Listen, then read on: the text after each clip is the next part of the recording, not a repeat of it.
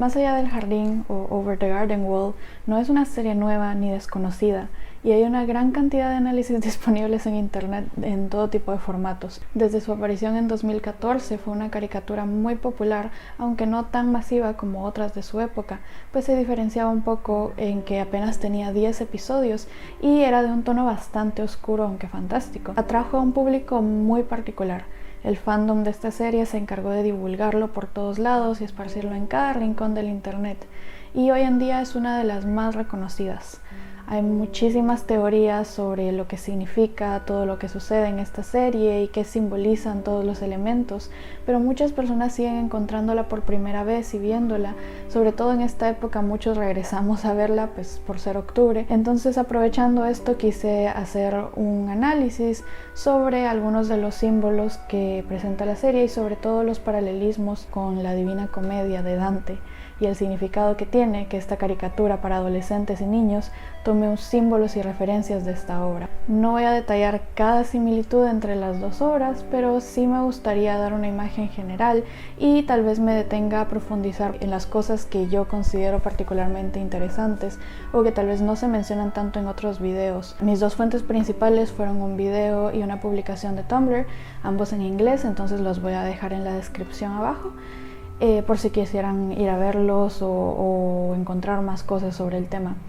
También debo decir que personalmente yo estudié esta obra en la universidad hace como 2 años y medio, hablando de la Divina Comedia, entonces puede ser que no tenga todo tan fresco como quisiera. Entonces si me equivoco en algún detalle pues pueden comentarlo abajo. También debo decir que para poder refrescar mi memoria hice una lectura muy superficial de la versión que está gratuita en internet, así que esa sería como mi fuente para las partes del texto que voy a mencionar. Y en cuanto a la serie animada, la vi en inglés desde la primera vez que la he visto, entonces me voy a referir principalmente al guión en inglés.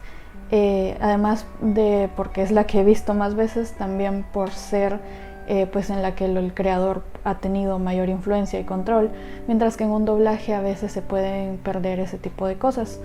Y los subtítulos que estoy utilizando, que van a aparecer en las escenas y así, son los de Hard Subs Café, que es una página que se dedica a subtitular series animadas, entonces pueden buscarlo de esa forma. Ahora, para empezar, el sentido general de la serie es todavía un tema un poco controvertido.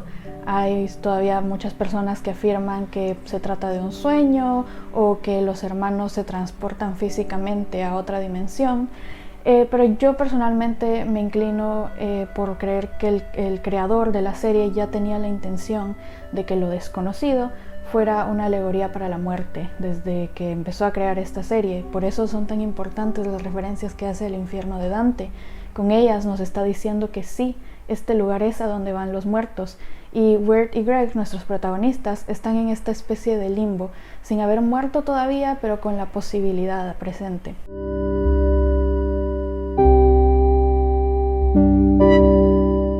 Las similitudes empiezan desde los personajes principales. Wirt sería el papel de Dante, como el protagonista melancólico que trata constantemente de hacer poesía, e incluso parece que su silueta, su imagen, se asemeja mucho a la de Dante, con el gorro puntiagudo rojo y la capa. Greg, por extraño que parezca, parece ser una especie de Virgilio, en el sentido en que es quien guía al protagonista, pues aunque no conoce el lugar y parece que va un poco a la deriva, es generalmente quien toma la iniciativa y quien va moviendo la trama. Incluso podríamos hablar del hecho de que Wirt trata constantemente de hacer música o canciones sin mucho éxito. My name is Wirt and his name is Greg. We're related cause my mom remarried and then gave birth to him with my stepdad. Mientras que Greg le sale de forma totalmente natural.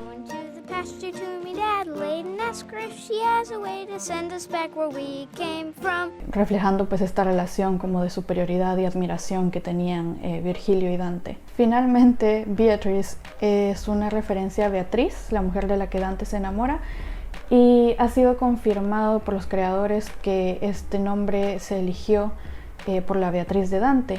aunque parece ser como una Beatriz invertida, en el sentido en que, bueno, a partir de aquí voy a hacer varios spoilers de toda la serie, así que si no la han visto y les molestan los spoilers, pues esta es su oportunidad para irse, y si quieren volver a ver luego.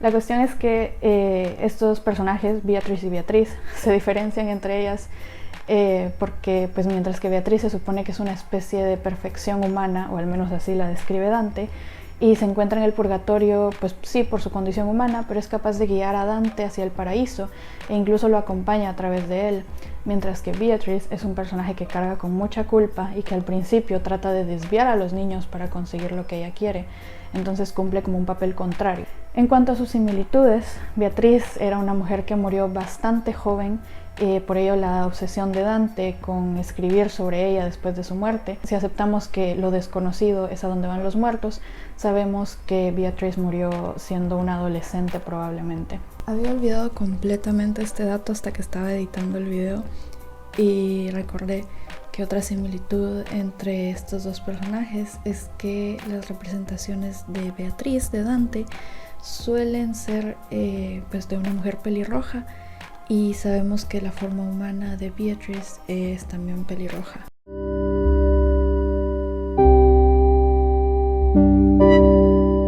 Además de los personajes principales, parece ser que cada capítulo de la serie representa y se relaciona directamente con uno de los 9 círculos del infierno descrito por Dante.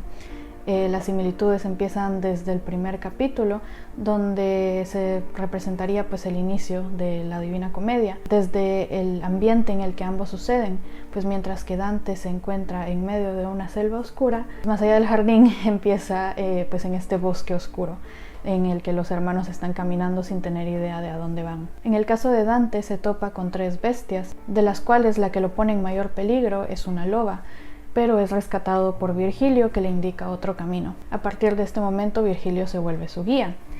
Por el otro lado, en este capítulo los hermanos se topan con una bestia que parece ser una especie de lobo al principio, aunque luego descubrimos que en realidad es un perro. Y esta bestia pues los persigue hasta que gracias a Greg pues logran salvarse de una forma menos convencional pero igualmente efectiva. Cuando los hermanos se van de la casa del leñador, este les advierte que sobre una bestia de la que les ha estado hablando desde el inicio, aunque ellos pensaban que era el perro, y es una amenaza constante a través de toda la serie. Esta bestia pues no es el perro, como ya vimos, y además el leñador la describe como la muerte de toda esperanza, y esta frase es bastante similar a la que aparece al final de la inscripción en la puerta del infierno, que advierte que quienes entren ahí deben abandonar toda esperanza. A partir de esta introducción, cada episodio se relaciona directamente con uno de los 9 círculos del infierno. En el orden creado por Dante, las personas son condenadas a un círculo distinto según los pecados que cometen. El primer círculo es en realidad el limbo, a donde van todas estas personas que realmente no han cometido pecados, o por lo menos no pecados graves, y podrían estar en el paraíso de no ser porque no han sido bautizados, por lo tanto no pueden entrar a este lugar. Quienes se encuentran aquí no parecen sufrir realmente, pero han perdido la esperanza de ir a un lugar mejor. Esto se corresponde con el episodio en el que Greg y Wirt llegan a Pottsfield, un pueblo en el que encuentran un montón de personas disfrazadas con calabazas teniendo una especie de fiesta. Sin entrar a muchos detalles, al final descubrimos que estas personas son en realidad esqueletos que salen de sus tumbas para unirse a esta celebración. Claramente están muertos, pero al contrario de otros personajes que vemos a través de la serie, estos no parecen tener problemas o una carga del pasado que resolver. Una cuestión interesante que se menciona en la publicación de Tumblr de Glovegander es que el nombre de este pueblo proviene del término Pottersfield, que es uno de los muchos nombres que se les da a las fosas comunes, es decir, los lugares donde se entierran a las personas cuya identidad no se conoce o que no se sabe su nombre. Mi propia interpretación de esto es que se puede tomar el no tener identidad o nombre como un equivalente a no estar bautizado, pues según el cristianismo es en el bautizo donde a las personas se les da un nombre. Otro paralelismo interesante, aunque un poco extraño, de este capítulo es mencionado en el video de YouTube del que hablé antes, y se trata del personaje de Enoch, que es uno de mis personajes favoritos de toda la serie, aunque solo aparece unos segundos. What a wonderful harvest. Y este ser, que se ve más alto que el resto de los humanos, es quien juzga a los hermanos y determina su castigo por interrumpir la fiesta y por entrar al pueblo y destruir sus cosechas. Enoch en este video es comparado con Minos, quien aparece al final del primer círculo en la Divina Comedia, y Minos aparece usualmente en representaciones renacentistas como un rey gigante con serpientes a su alrededor o bien con una cola de serpiente. En la Divina Comedia se menciona que Minos enrolla su cola alrededor de su propio cuerpo una cantidad de veces según el círculo del infierno al que las personas deben ir. Al principio, cuando yo vi esta comparación, pues pensé que era un poco exagerada, pero en el video se menciona un detalle interesante, que es que cuando Enoch está hablando del castigo que le va a dar a los hermanos, sus como serpentinas que tiene alrededor se ponen en una forma que parece asemejarse a las serpientes, y de hecho se escucha un sonido de una serpiente cascabel en el fondo. Particularly because I simply have to punish you for your transgressions. Que es una elección bastante específica de sonido para agregar a este momento. Entonces sí considero que podría ser como una forma más pues adaptada hacia niños de representar a este monstruo que se encuentra en las puertas del infierno. El segundo círculo del infierno es el de la lujuria, y le corresponde el episodio en que los hermanos entran a una escuela para animales. En este capítulo este pecado es representado en la maestra y su obsesión constante con Jimmy Brown, su enamorado que según ella pues la dejó por otra mujer. Este tema llena tanto su mente que ella es lo único de lo que puede hablar y no cumple con sus funciones de maestra. Además, en este nivel se castiga a las almas con un viento incesante, y esto podría ser representado por un efecto de sonido de viento que se escucha cuando Wirt y Beatrice entran a la clase. Excuse me? Please, take your seat, children. Pero nuevamente es otro detalle bastante pequeño, pero eso queda a interpretación de cada persona. Luego, el tercer círculo del infierno se describe como el de la lluvia. En él se castiga a las almas con una tormenta eterna. Y quienes están aquí han cometido el crimen de la gula, es decir, de los excesos, principalmente de la comida y de la bebida, aunque puede tener otras interpretaciones. Algunas de las cosas interesantes del capítulo que le correspondería pues son que es un episodio en el que está lloviendo todo el tiempo y los hermanos se refugian de esta lluvia en una taberna. Además, está la presencia de un perro frente a la puerta de la taberna, que podría equipararse con Cerbero, que aparece en este nivel del infierno justamente. Nuevamente es otra interpretación bastante libre, pero me gusta muchísimo la idea de que este perro sea la representación de Cerbero. Finalmente, el hecho de que en este episodio Greg menciona constantemente que tiene hambre. I'll get some food. Who are you? I'm hungry. Y lleva una cantidad enorme de platos a la mesa. Nunca se los ve comiendo, pero está llevando comida todo el tiempo y al final aparecen todos los platos vacíos a su alrededor. El resto de las personas en la taberna no comen ni beben nada en ningún momento, pero todos tienen tazas o tarros, no estoy segura de qué son, y podrían simbolizar la ebriedad, lo que técnicamente pues entraría dentro de la gula. Y tampoco parece tan extraño considerando pues el comportamiento de todos los personajes en este capítulo. El siguiente círculo que conoce Dante dentro del infierno es el que se corresponde con la avaricia, y el capítulo sería en el que los protagonistas entran a la mansión de Quincy Endicott, un hombre que ha dedicado toda su vida a acumular riquezas. El paralelismo en este es bastante claro, bastante autoexplicativo, así que pues no voy a profundizar mucho al respecto, pero sí me parece interesante que, por ejemplo, en este capítulo aparezca mucho Fred, el caballo que habla y que los acompaña desde la taberna, y Fred menciona constantemente sus deseos de robar. Fred's a talking horse. He can do whatever he wants. I want to steal. Además, en este capítulo es donde los protagonistas se encuentran en el dilema de tener que robarle 2 monedas a su anfitrión para poder tomar el ferry y continuar pues su camino. Esto último claramente es un símbolo al mito de Caronte, un barquero que se supone, según algunas versiones, que hay que pagarle 2 monedas para ser transportado al Hades o al más allá. De este modo ambas historias pasan a su propia versión de este mito, mientras que Dante y Virgilio son llevados a través del Estigio no por Caronte sino por Flegias en su barca. Greg y Wirt suben a un ferry lleno de ranas. En esta parte del infierno se encuentran quienes son castigados por el pecado de la ira, que están en la parte superior del Estigio peleando entre ellos, y quienes han sido castigados por el pecado de la pereza, que están pues al fondo del Estigio. Y Dante en esta parte hace una comparación bastante interesante, pues menciona a las almas como ranas ante la enemiga bicha, que en el agua se sumergen hasta que todas se juntan en la tierra. Y parece que la serie toma esta imagen de forma literal. Looks like they're hibernating in the mud. Otra cuestión que me parece interesante en este capítulo es que Dante y Virgilio pues tienen una confrontación directa que anteriormente no había sucedido, y se enfrentan con las Erinias y Medusa, mientras que los hermanos pues tienen una confrontación con Adelaide. Por otro lado, también es interesante que en la Divina Comedia, en esta parte, llega un ángel a ayudar a Dante y a Virgilio a cruzar esta área, y lo que se menciona sobre el ángel es que lo único que parece molestarle es el pesado aire que hay en este lugar, y que se cubre con una mano para poder apartar esto.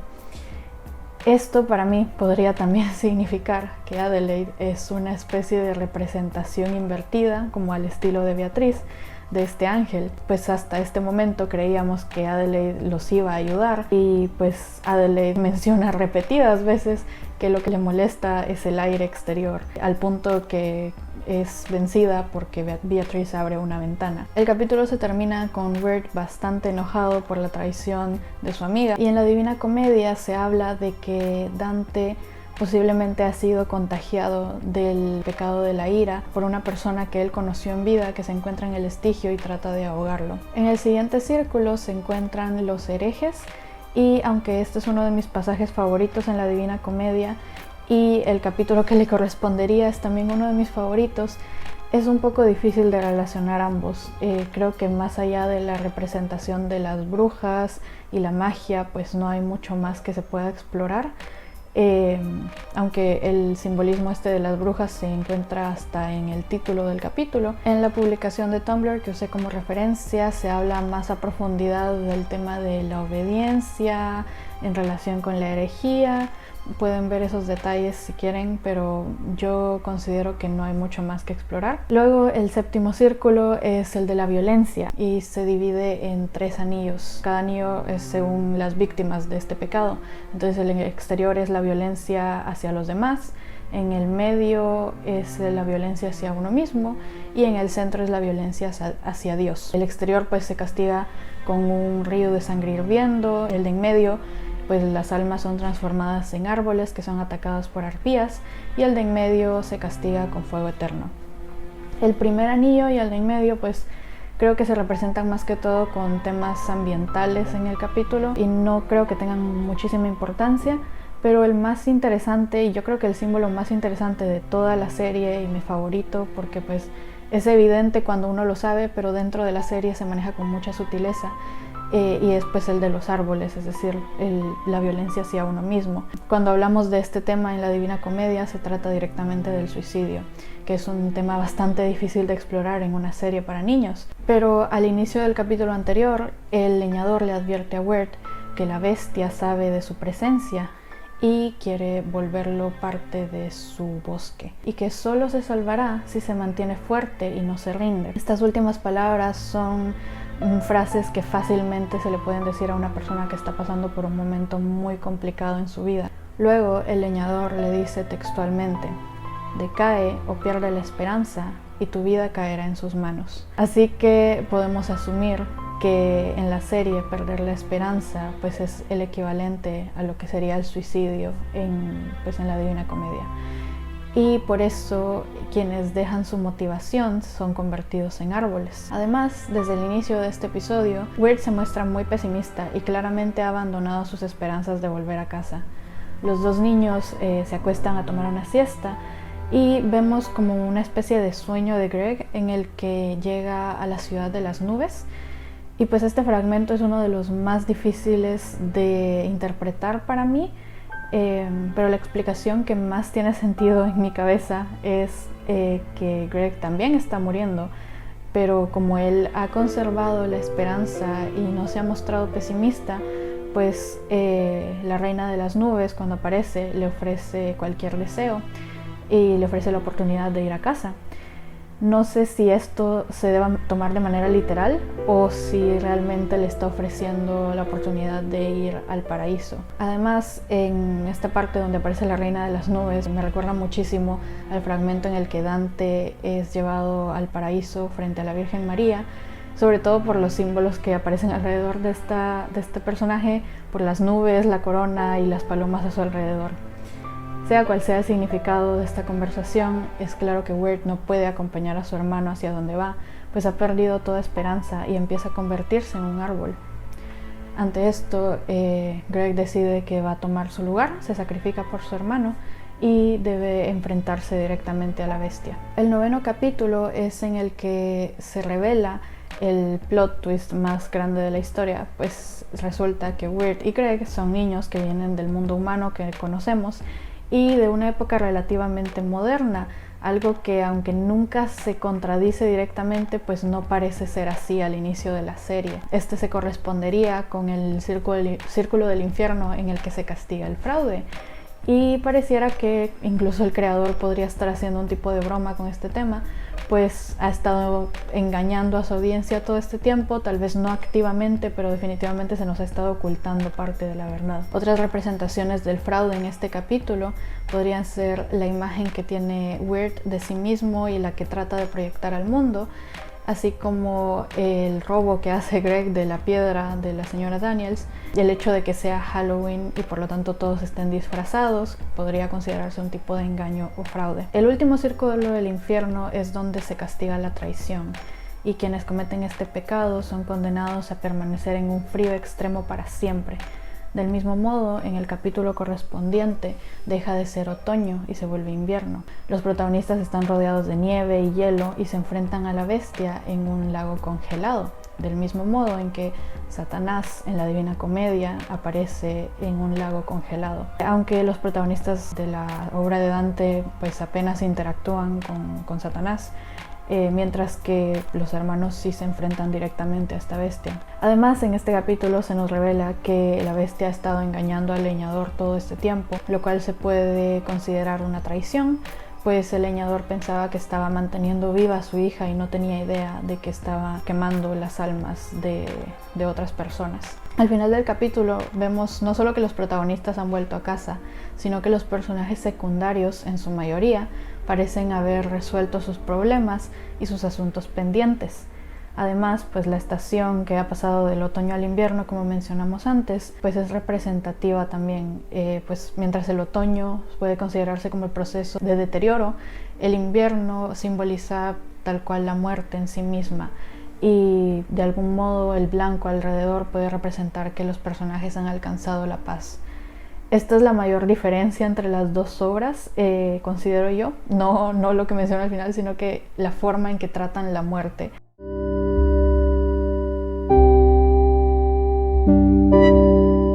A pesar de que Más allá del jardín utiliza el lenguaje simbólico del infierno de Dante y su estructura para dar a entender que se trata del más allá, se diferencia de este en que las cosas no terminan con los personajes sufriendo eternamente o castigados. Por el contrario, cada capítulo resuelve el problema de sus personajes secundarios, al menos de la mayoría, y pues la insistencia en no perder la esperanza cobra más sentido y valor cuando incluso estos personajes que están tan atormentados por su pasado y por sus errores en vida parecen alcanzar la paz en la muerte. La escena del leñador y su hija es una de las que yo considero más emocionales y bonitas, y le da un cierre al sufrimiento que ha pasado este hombre por tantísimo tiempo. Por otro lado, la Divina Comedia y sobre todo el infierno, el primer libro, trata de una muerte y un sufrimiento absolutos, y Dante se da a sí mismo el permiso y la autoridad de condenar a su antojo.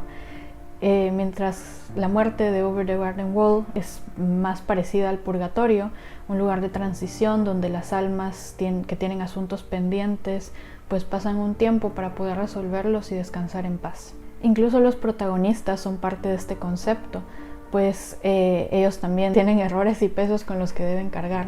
Ya desde el primer capítulo el leñador le menciona a Weird que su carga es el cuidar de su hermano y sacarlo de ahí, pues en el mundo real fue él quien lo puso en peligro en primer lugar.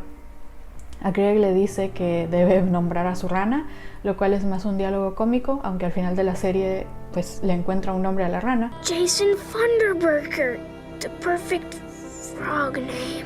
Pero sabemos que en realidad su asunto pendiente con más peso es la piedra que robó del jardín de la señora Daniels, y no puede morir sin confesarle a Weird cuando está a punto de volverse un árbol que la roca que lleva la robó y necesita que Weird la devuelva por él para poder estar en paz. Su hermano mayor se niega y le dice que no, que él mismo debe devolverla porque sabe que de lo contrario pues Greg ya no tiene un peso que llevar y podría morir. El infierno de Dante establece la mayoría de elementos y símbolos que asociamos hoy en día con el infierno y ha tenido un gran impacto cultural. Esta caricatura es solo una de las muchas que se inspiran en este texto, pero hace un gran trabajo en utilizar símbolos mínimos y sutiles para transmitir su mensaje. Si no han visto la serie o si no han leído El infierno de Dante, yo recomiendo ambas. Sí me refiero principalmente al primer libro de la Divina Comedia, El infierno de Dante, porque las otras dos partes pueden ser bastante más pesadas y esta en realidad es la más interesante. Así que la recomiendo si quieren conocer un poco más de dónde vienen todas estas imágenes presentes aquí y en la mayoría de representaciones del infierno. Eso es todo lo que quiero comentar el día de hoy. Espero que el video haya sido por lo menos entretenido para ustedes. Ojalá tengan un feliz Halloween, un feliz Día de Muertos y un feliz día en general. Chao.